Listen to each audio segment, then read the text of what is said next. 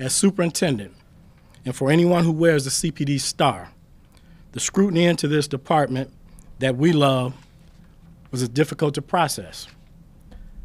But sometimes facing difficult truths is the only way to generate and sustain positive and meaningful change. The consent decree at its heart addresses the findings and recommendations of the U.S. DOJ and the Police Accountability Task Force.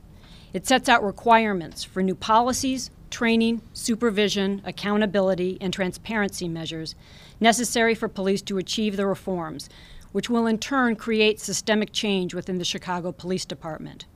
And those changes will ultimately help us to reduce violence and better protect the lives of Chicago residents and police officers. What I can't do as superintendent of this department is put police officers in a situation that causes them to hesitate. Each and every provision of this draft consent decree ensures officer safety. Not one of them in the draft, and not even the issue that we're talking about, is something that is ever going to compromise officer safety. It is not an endpoint. It's not a destination. It is a milestone on the pathway to a more professional, proactive police department, a safer and stronger Chicago. What is different about this police reform effort is that, unlike those of the past, attempts to just talk the talk and not walk the walk will be unsuccessful.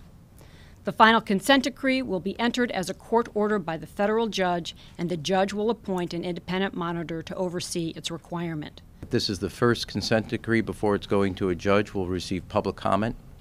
That has not happened in past consent decrees around the country. This reform effort will continue, regardless of who sits in our seats. I had two goals as superintendent, and one is to ensure that Chicago is, if not the safest big city in the country, one of them.